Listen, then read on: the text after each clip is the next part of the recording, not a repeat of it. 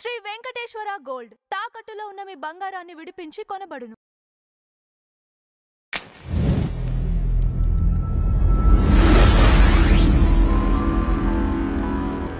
మరి ఇప్పుడు అసలు యెహోవాని కూడా కాదని యేసే దేవుడని పూజిస్తున్నారు కదా. అవునండి.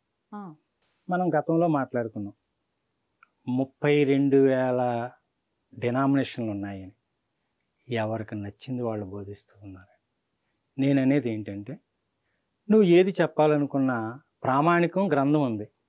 గ్రంథంలో ఉన్నదాన్ని చెప్పినప్పుడు ఇంక నిన్నెవరు కూడా పాయింట్అవుట్ చేయలేరు. ఇప్పుడు మనం వీడియో రిలీజ్ అయ్యి ఇంచుమించు నెల అయిపోయిందండి. అవును అండి, నేను ఒకటే అన్నాను, నేను చెప్పిన దానికి గ్రంథంలో లేకపోతే రండి నన్ను అడగండి అన్నా. నేను ఇప్పుడు కూడా అదే అంటున్నా. ఆది కాండము మొదలుకొని మలాకీ గ్రంథం వరకు, అంటే మత్తయి నుంచి ప్రకటన వరకు నూతన నిబంధన అండి. నూతన నిబంధనలో యెహోవా పేరు కనపడదు. పాత నిబంధనలో యేసు పేరు కనపడదు. నాకు కొడుకున్నాడు, ఆ కొడుకుని మీకోసం ఈ భూమి మీదకి పంపిస్తున్నాను, అతను మీకోసం రక్తం కారుస్తాడు, ఆ రక్తంలో మీకు పాప విమోచన ఉన్నదని బైబిల్ దేవుడు యెహోవా చెప్పాడా? కావాలితే వాళ్ళు తిరిగేసుకోమనండి, గ్రంథాలు తిరిగేసుకోమనండి. ఇప్పుడు ఏమంటున్నాడంటే, పాపం పోవాలి అంటే యేసుని నమ్మాలి, యేసు రక్తంలో కడగబడాలండి. మరి భగవద్గీత ఏం చెప్తుంది? 18వ అధ్యాయము 66వ శ్లోకం. భగవద్గీత 18 అధ్యాయాలండి, 700 శ్లోకాలు. ఈ పాపం గురించి ఏం చెప్తుందంటే 18వ అధ్యాయము 66వ శ్లోకం, అన్ని పాపముల నుండి నేను నిన్ను విడిపిస్తాను అని చెప్తుంది భగవద్గీత. ఓకే. మరి బైబిల్ ఏమంటుంది? యెహోవా చెప్పిన మాట వినకపోతే యెహోవాకి చాలా కోపం అండి, చంపేస్తాడు. యోహాను రాసిన మొదటి పత్రిక 3వ అధ్యాయము 4వ వచనం, ఆజ్ఞాతిక్రమమే పాపం. అంటే ఆయన చెప్పిన మాట వినకపోతే పాపం అండి.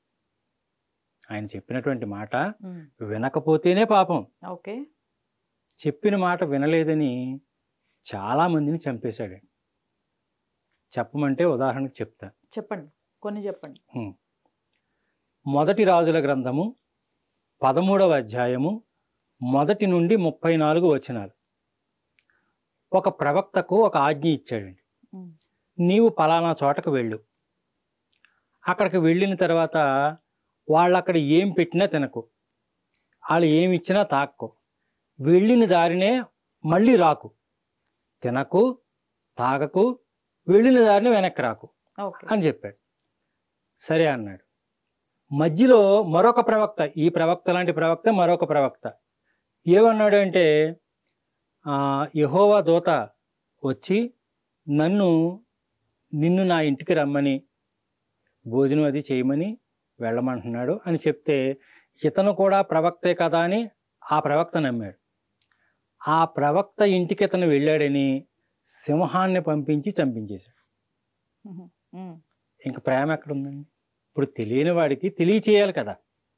ఇప్పుడు తెలియని వాడికి బైబిల్లోనే ఉంటుంది, 7 మార్లు క్షమించాలా అని ఒక శిష్యుడు అడుగుతాడు. ఎవరిని? యేసుని.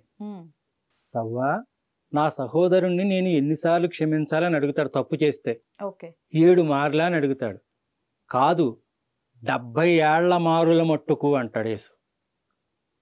అలా ఎందుకన్నాడంటే, మానవునికి ఇచ్చినటువంటి ఆయుష్కాలము 70 సంవత్సరాలు, అధిక బలం ఉంటే 80 సంవత్సరాలని మోషే రాసినటువంటి కీర్తనలో 90వ కీర్తనలో ఉంటుంది. అధిక బలం ఉంటే చనిపోయే వరకు, ఇంకా చనిపోయే వరకు క్షమించాలని ఉంటుంది.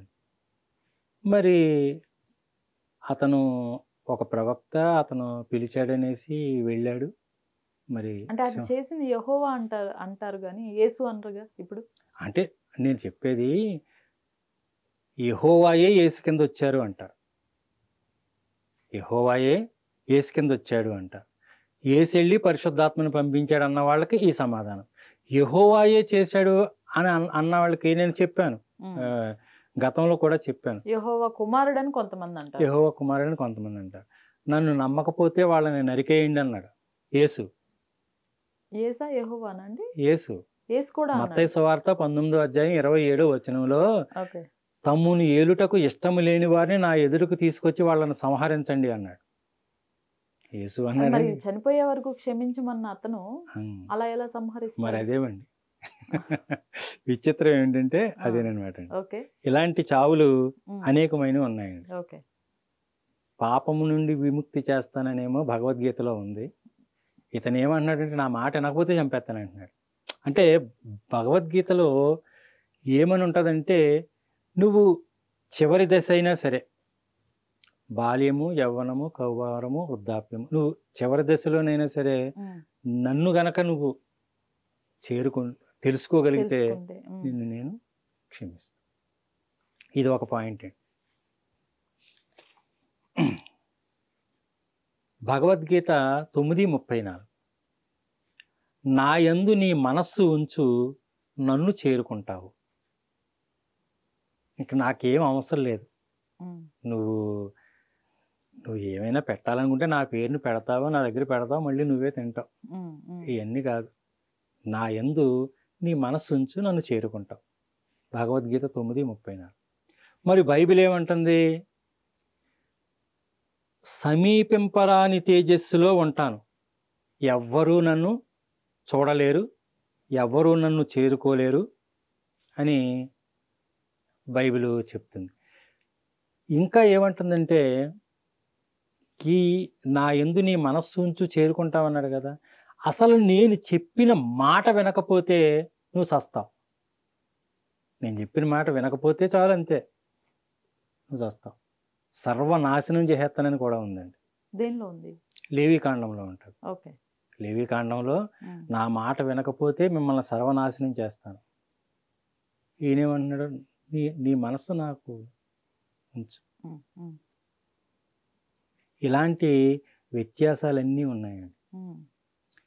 భగవద్గీతలో 10:20 ఓకే, సృష్టి స్థితి లయకారకుణ్ణి నేనే అన్నాడు భగవద్గీతలో. బైబిల్లో ఏమంటున్నాడంటే నేను 6 రోజులు సృష్టిని చేశాను, 7వ రోజు విశ్రాంతి తీసుకున్నాను, నేను అలసిపోయాను, నాకు చాలా నీరసం వచ్చేసిందని పడుకున్నాడు. ఎవరో? యెహోవా. అయితే సృష్టిలో 4వ దినమందు సూర్యుణ్ణి చంద్రుణ్ణి చేశాడు. సృష్టిలో 4వ దినమందు సూర్యుణ్ణి చంద్రుణ్ణి చేశాడు. అవి ఒక నక్షత్రాలు అన్నాడు. అవి ఉదయము సాయంత్రము తెలియజేసేటటువంటి నక్షత్రాలు, దిన సంవత్సరములు మీకు తెలుస్తాయి దాని గురించి అన్నాడు. మరొక చోట ఏమంటాడో తెలుసా? ద్వితీయోపదేశకాండము 17వ అధ్యాయము 2, 3, 4 వచనాలు. సూర్యుడు చంద్రుడు నక్షత్రాలు అన్య దేవతలు. ఆదికాండంలోనేమో అవి మీకు వెలుగివ్వడానికి ఒక నక్షత్రాలు, అవి పగలని రాత్రిని వేరుపరచడానికి చేశాను, మీకు దిన సంవత్సరాలు తెలియజేస్తాయి అన్నాడు. ద్వితీయోపదేశకాండం వచ్చేసరికి 17వ అధ్యాయము 2, 3, 4 వచనాలు. కావాలంటే పరిశుద్ధ గ్రంథము బైబిల్ చదువుకోండి. నేనంతా కూడా రికార్డెడ్గా చెప్తున్నాను వాళ్ళు. Correct correct. నా నోటి మాటలు చెప్పట్లా. నా అభిప్రాయం అవసరం లేదు ప్రజలకు. ఇందులో ఏముందో వాళ్ళకి కావాలి. ప్రామాణిక గ్రంథం ఏమంటున్నాడంటే సూర్యుడు చంద్రుడు నక్షత్రాలు అన్య దేవతలు, వాటికి మ్రొక్కిన వాళ్లను ఊరి బయటకు తీసుకువెళ్ళి రాళ్లతో సాగొట్టండి. భగవద్గీతలో ఏమంటున్నాడంటే సూర్యుడును చంద్రుడను నేనే అంటున్నాడు.